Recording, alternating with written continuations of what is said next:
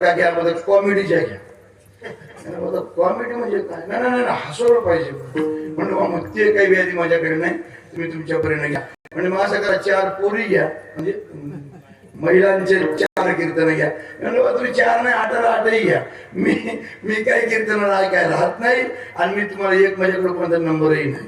तुम्हाला आवडेल तुम्ही करा. असा काळ आहे मला, त्याला विलाज नाही. आता म्हणजे आता आमच्यासारख्याला बोलत मग आमच्यावर उठतात लोक, सगळे जर आमचे शत्रू बनतात. पण शत्रू नाही महाराज, या महादेवा शपथ घेऊन सांगतो, मी बोललो तेच खरंय. विठाला विठाला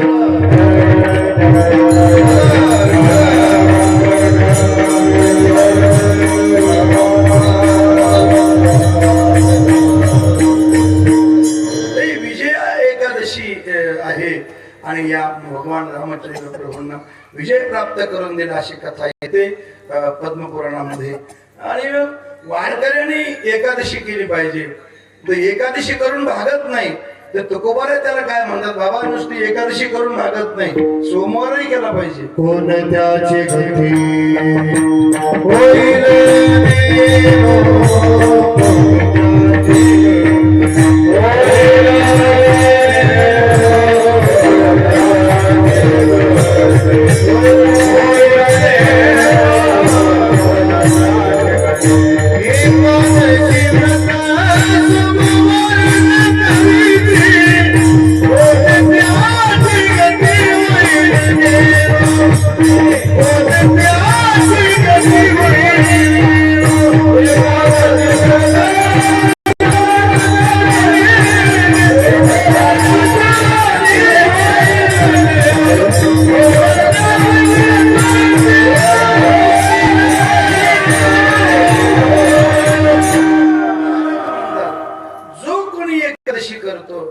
सोमवार करत नाही, कोण त्यांची गती होईल नेनो. आजही सगळ्या वसंतरावला सगळ्याला माहितीये, आळंदीला राहिलेल्या लोकांना आळंदीमध्ये गुरुवार कुणी करत नाही.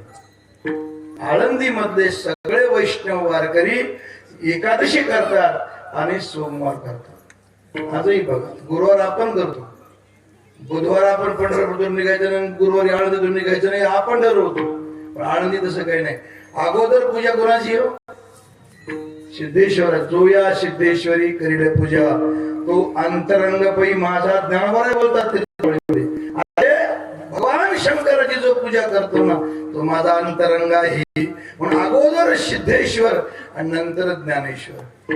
आमच्या तुळशीदास महाराजांनी रामायणाच्या प्रथम भागामध्ये लिहिलंय की जो कोणी शिवाची सेवा करत नाही त्याला रामकथा करण्याचा अधिकार नाही. विठाला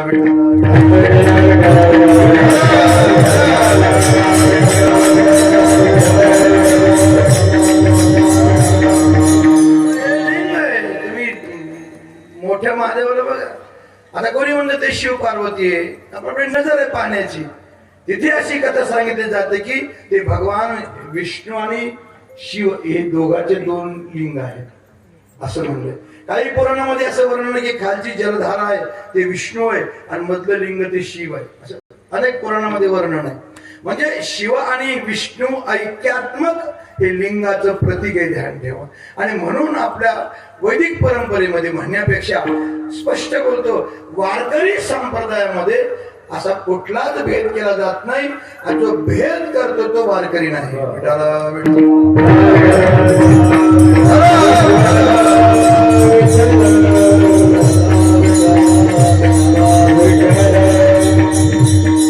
असू द्या. तर सेवे करता निवडलेला अभंग संत श्रेष्ठ श्रीमंत जगद्गुरु तुकोबाराय यांचा अभंग आहे. महाराज म्हणतात की भावे गावे गीत शुद्ध करोनिया चित्त. तुम्हाला देव हवाय का? आता या अभंगामध्ये कोणत्याही देवाचं नाव नाही. म्हणजे महादेव, विष्णू, गणपती, मरिमाय, पोचिमाय कोणताच बाबा नाही इथे. फक्त देव शब्द आलाय. तर देव शब्दाचा अर्थ शास्त्रामध्ये असा आलाय दीप. दीप म्हणजे प्रकाश. दीप म्हणजे प्रकाश, जो संपूर्ण विश्वाला प्रकाशित करतो. दिव धातूपासून देव हा शब्द तयार झाल्यामुळे व्यापक ब्रह्मालाच देव म्हणले. विठाला विठाला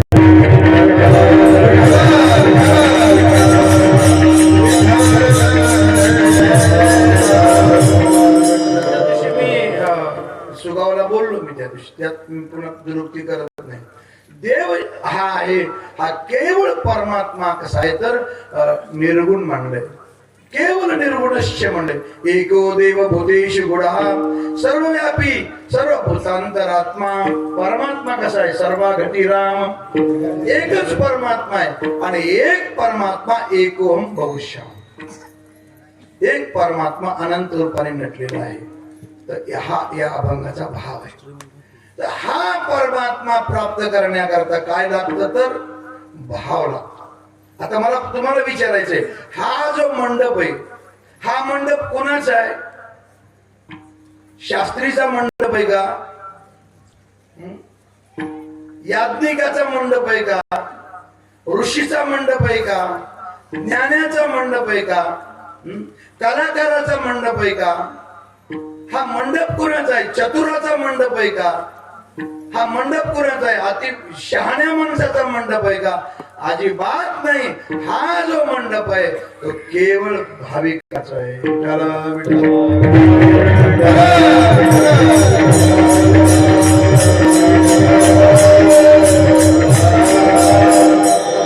परमात्म्याला जर प्राप्त करायचं असेल तर केवळ एक भावाची कारण, केवळ भाव. दुसरं कोणत्याच मापाने हा मोजला जात नाही. भक्तीची या मापे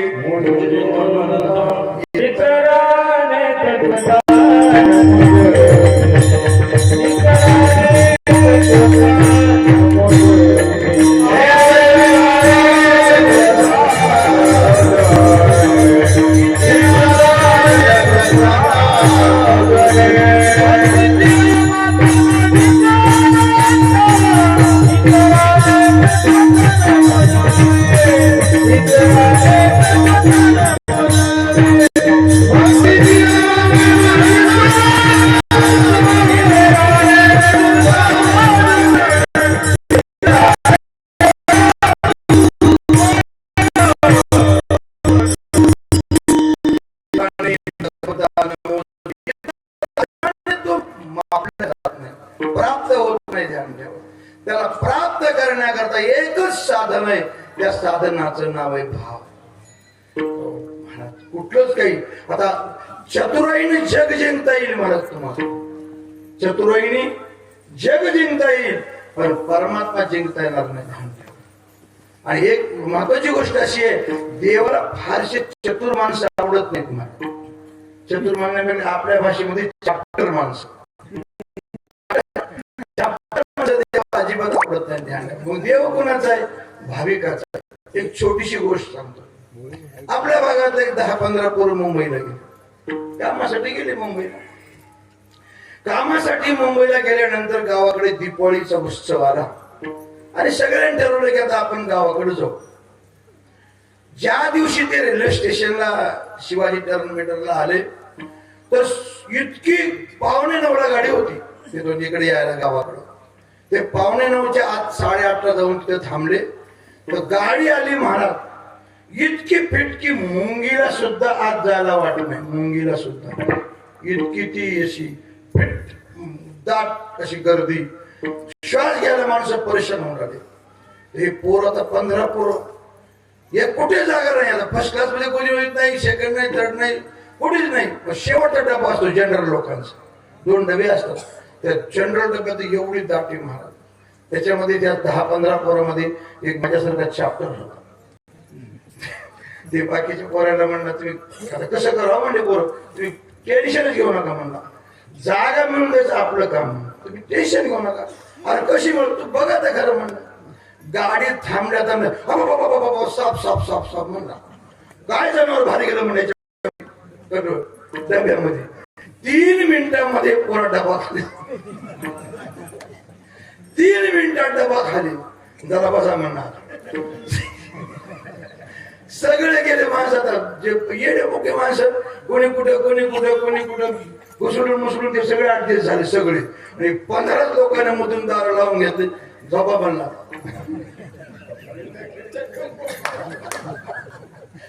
झोपी गेले. आता दिवसभर बेजार तुला मला पुढे काय म्हणायचं कळलं.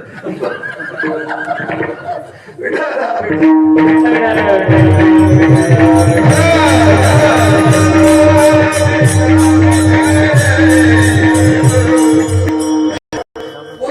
झोपी गेले. 12-12:30 वाजता एकाला जेवायला. आता गाडी कुठवर गेली गडी म्हणून त्यानं असं खिडकी उघडून बघलं तर का व्हिटी शिवाजी टेलर म्हणून ते नाव दिसलं त्याला. त्या घरी भाऊ म्हणला गाडी कशी सुटली नाही. दुसऱ्याला उठवलं जे चाप्टर माणूस होते की नाही. आणि त्याला म्हणला काय झालं रे म्हणला. मला काय झालं. अरे गाडी कुठे बघ कुठे बघ की म्हणला. तू बघ की म्हणला. बघा त्या गाडी डबा जाग्यावरच आहे.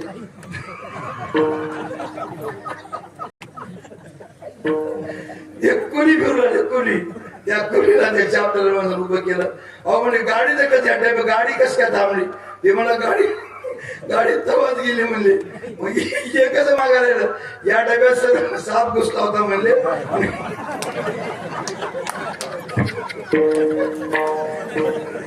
आणि तवड डबा तोडला म्हणले.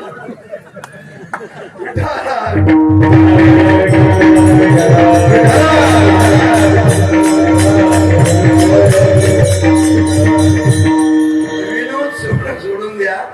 चाप्टर माणसाचे असंच होते. लय हुशारी करायची नाही माणसं. लय हुशारी अंगावाल्याशिवाय आहे ना मला. कधी कधी जमलं तर जमलं पिस्काऱ्यावर 100% अंगावर येते. म्हणून देवही या लोकांना दूर ठेवतो महाराज. विनोद जाऊ द्या आलं म्हणून सांगितलं.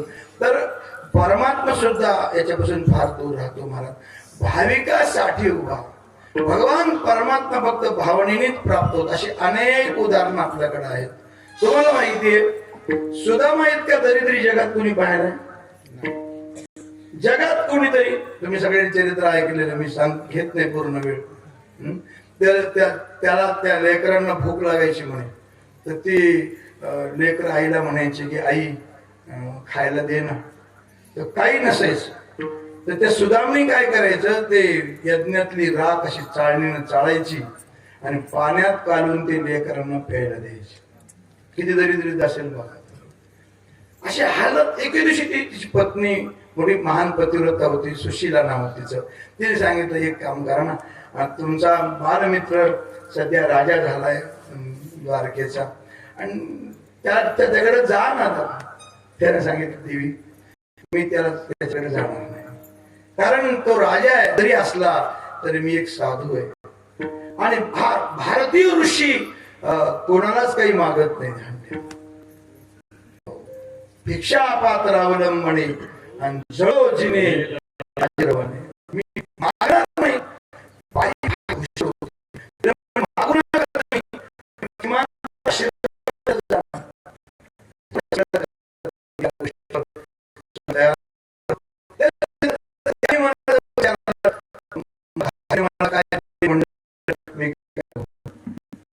सुशीला काय करत 2-3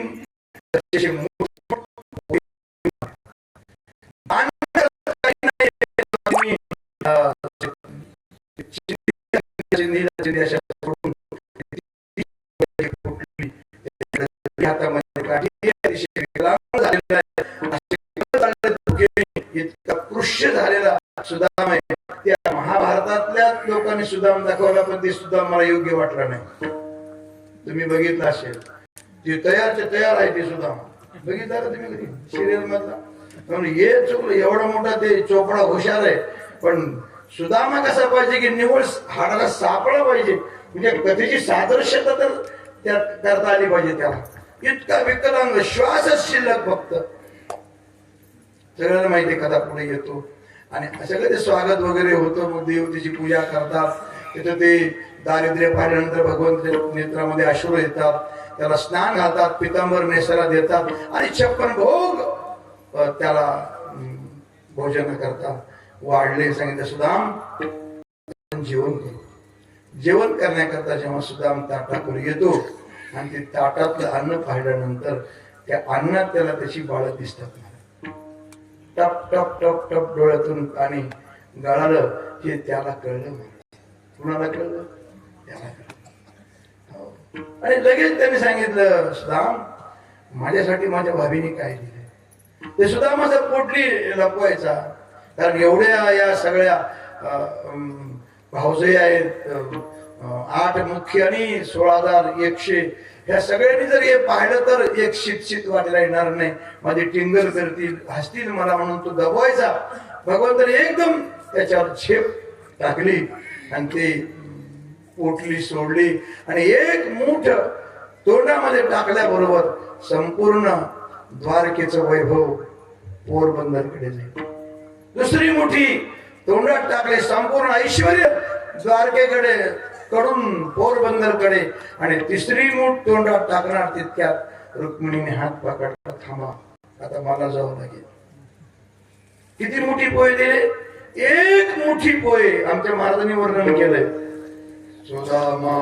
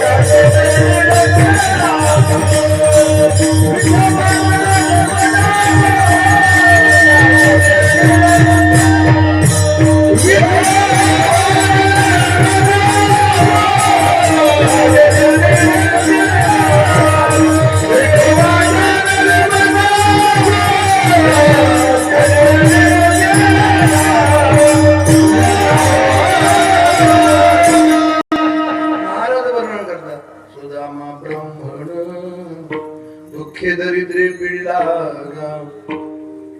मुष्टीभर पोहे घेऊनी तुझे भेटीला गेला शुद्ध भाव देखोनी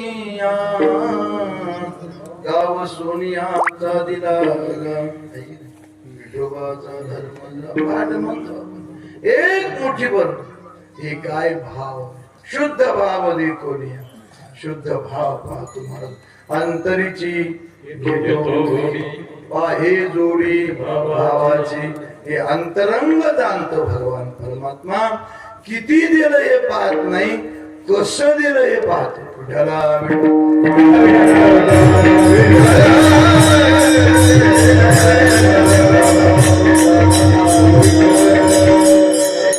विद्वान लोक शबरी काय नाही, उच्चवर्णी होती. भिल्लटी म्हणजे महाराज बोरे खाय भिल्लिनीची का भिल्लटीची असाही पाठ. भिल्ली नीच योनीतली लोक सगळी ध्यान ठेवा. पण थोर प्रेमा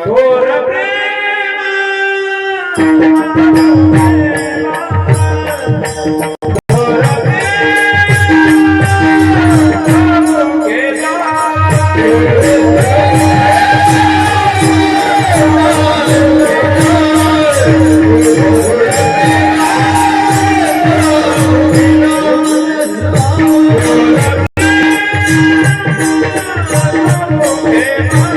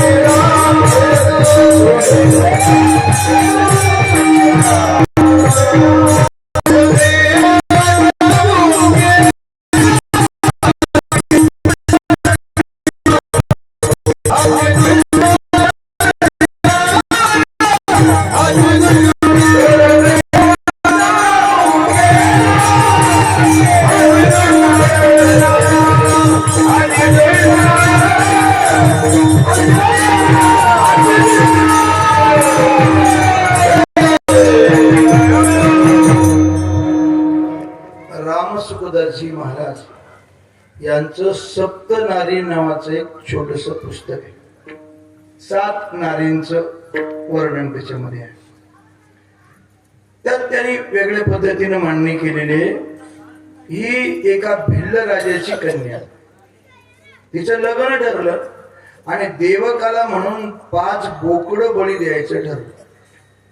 त्या 5 बोकडाची दावण पाहिल्यानंतर तिने आपल्या वडिलांना विचारलं की पप्पा, ही जी बोकडं आणलेली आहे ही कशा करता आणली? माय म्हणजे तुझं उद्या हळद लागणार आहे, हळदीपूर्वी कुलाचार म्हणून देवी पुढे आपल्याला हे बळी द्यावे लागतात आणि त्याच्यामुळे हे आणले. बरं, आताही प्रथा आहे. आमच्या कोळगावला एक म्हातारी म्हणली, कंदुरी केल्याशिवाय आमच्या घरात लेकरच होईनात म्हणजे.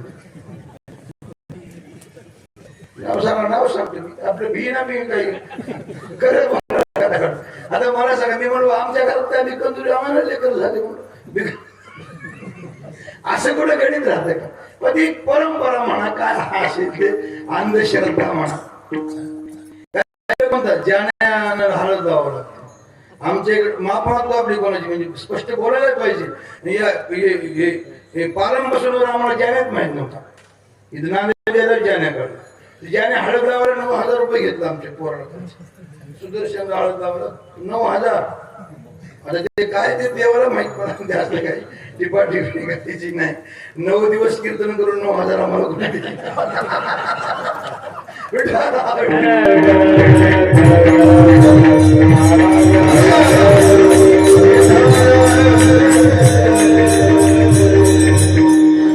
आम्ही कोणाच्या भावनेला तडा देत नाही. बुवा असेल असेल मग जाऊया. तर तिने विचार तिने म्हणा असं तिने विचार केला, माझ्या लग्नासाठी जर 5 बळी जात असतील तर मी न लग्न केलेलं बरं. रात्री 12-1 वाजता तिनं घर सोडलं. एक कोणाची मुलगी, भिल्लाची मुलगी. ध्यान ठेवा, कधी कोणाच्या मनामध्ये काय भाव निर्माण होईल काही सांगता येत नाही. घर सोडलं आणि मदल करत असताना मतंग ऋषींच्या आश्रमाजवळ येते. पण स्त्री रामसुखजी दिले तेच बोलतोय मी. ती स्त्री असल्यामुळे आश्रमात येता येईल असा पहिला नियम होता की बाबा निष्पराच्या घर संन्याशीच्या आश्रमामध्ये महिलांनी जायचं नाही. आताही नियम आहे ते. आता त्याच्यावर मी टीका टिप्पणी करत नाही, पण तो आहे नियम. तिने काय केलं, त्या मतंग ऋषीच्या आश्रमाच्या एक थोड बाजूला अशी थोडीशी कुटी बनवली, त्या झोपडीत राहायची. तर त्याला ऋषी झोपल्यानंतर जायचं 11 वाजता. सगळं अंग स्वच्छ करायचं आणि ज्या तळ्याला स्नान करतात जातात ऋषी सगळं तिथं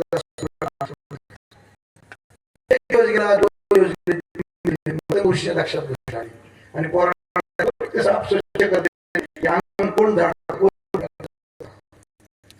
ठेवायचं तिला लागतं तेवढं तिथं सगळी सेवा, पण कोणालाच माहिती.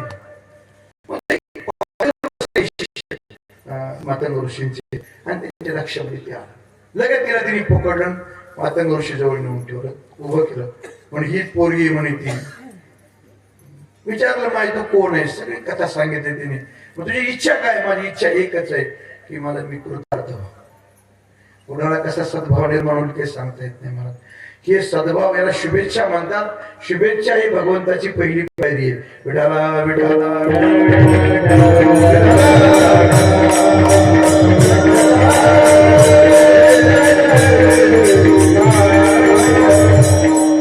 आनंद वाटला ऋषींना. काय कमाल असते बघा, महापुरुषाला आनंद वाटला.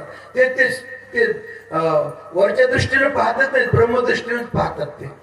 सांगितलं माझ्या सुरक्षित अंतराने तिला ठेवा. सगळे त्याची व्यवस्था करायला लागले आणि अंतिम समय जवळ आला. अंतिम समय जवळ आल्यानंतर शबरीच्या डोळ्याला अश्रू आले. जवळ बोलून घेतलं ऋषीने. सांगितलं माय रडू नको, मी जरी गेलो ना तो काळजी करू नको. तुझा जो भाव आहे ना, हा तुझा भाव इतका पवित्र आणि उत्तुंग भाव आहे की तो भाव प्रभू रामचंद्रांना तुझ्या घरी आणल्याशिवाय राहणार. आणि ज्या दिवशी प्रभू रामचंद्र येतील तुझं जीवन कृतार्थ होईल. आणि मतंग ऋषी निघून गेले. डोळ्यामध्ये जीव आणून असे सारखी वाट पाहावी, काही मी उद्धार पावेल, जीवना वेगळी मासोळी, अशी तीव्र इच्छेनं वाट पाहायची. प्रभू रामचंद्र आज येतील, उद्या येतील. एक नाही, दोन नाही, 60,000 वर्ष गेले. किती वर्ष गेले? 60,000 वर्ष गेले. आणि नंतर त्रेतायुगामध्ये भगवान, तुम्हाला सगळ्याला माहिती आहे, अरण्यकांडामध्ये कथा येते, भगवान शरभंगाश्रमाला येतात. शरभंगाचा उद्धार करून शरभंगाला विचारलं की तू शबरी दिला. शरभंगाला वाटलं की बा माझं भगवंताने कृपा केल्याने माझं एक कुष्ठरोगाचं शरीर गेलं. मला, मी तर ऋषी आहे, अनेक वर्ष तपश्चर्या केलेली आहे, मला विचारत नाही. ते बिराच्याच बाईला विचारलं, असं वर्णन आहे. पुन्हा पुन्हा विचारलं प्रभू रामचंद्र, इथून शबरीच आश्रम तिथे लांब आहे. शरभंगाने सांगितलं अगदी जवळ आहे. आणि भगवान तिथे जातात. तुम्हाला सगळ्यांना कथा माहिती आहे. तर तिने रोज भगवान येणार आहेत म्हणून तिने सगळी व्यवस्था करून ठेवायची. आणि एका द्रोणामध्ये ते बोर घ्यायचे आणि प्रत्येक बोर चाखून पाहायचे. एका महापुरुषाने अतिरेकाने लिहिले थोडं, ते म्हणून ते शबरीने कधी तोंडच धुतलं नव्हतं. एका अतिरेकाने लिहिलंय, मी वाचतो जास्त. तर ते असं जर बोर तोडलं तर त्या दाताचं किटन त्या बोरावर. एकाने इतकं लिहिलंय गमती, इतके उष्टी बोर असते. आणि तुम्हाला माहितीये प्रभू रामचंद्रांना ते दिल्यानंतर महाराज सुद्धाची की ते त्याने कधी आठवणी काढलीच नाही म्हणे कृष्णाने, हे रामप्रभूने. तसेच ते बोर खाल्ले. आणि एक तरी बोर खा म्हणून ते लक्ष्मणाकडे दिले. तर लक्ष्मणाने उष्टी बोर म्हणून त्या द्रोणाचा काय केला, उपहास केला आणि ते द्रोण फेकून दिलं. त्या फेकून देण्याच्या अपराधाची शिक्षा म्हणून काय लक्ष्मणाला काय लागली, शक्ती लागली. आणि ती शक्ती कशाने दुरुस्त झाली, कशाने? जे द्रोण उपहासाने फेकला होता त्याचा द्रोणागिरी झाला. त्याच्यावर त्या अमृत तुल्य औषधाने म्हणजे शबरीच्याच उष्ट्या बोराने लक्ष्मणाला जीवदान मिळालं.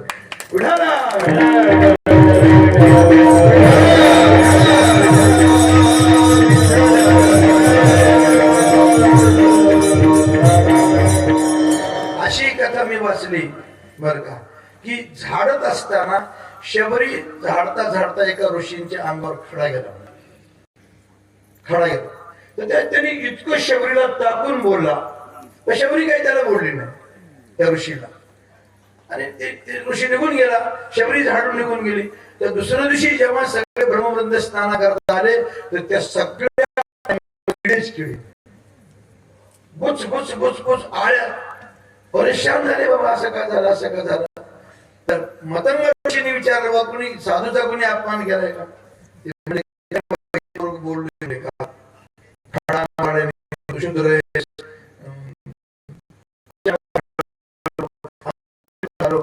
आंघोळ केली मिळे जाऊन त्या आंघोळ केल्यामुळं मग त्यांनी सांगितलं एक काम करा, तिला स्नान घाला आणि तिला एका मोठ्या पातेल्यात बसवा, कढईत तिला स्नान घाला आणि तिचं ते स्नान घातलेलं पाणी तळ्यात नेऊन टाका, सगळं फळ पहिल्यापेक्षा शुद्ध होईल. अशी गंमत आहे. हे भावनेचा प्रकार आहे. भगवान काही पाहत नाही. तू काय म्हणे, काय भावाची काय अगोदर काय काही न लगे एक जण सांगितलं सगळं हो केल्यामुळं काय आणि अर्धा बाहेर झालोय मी. विठाला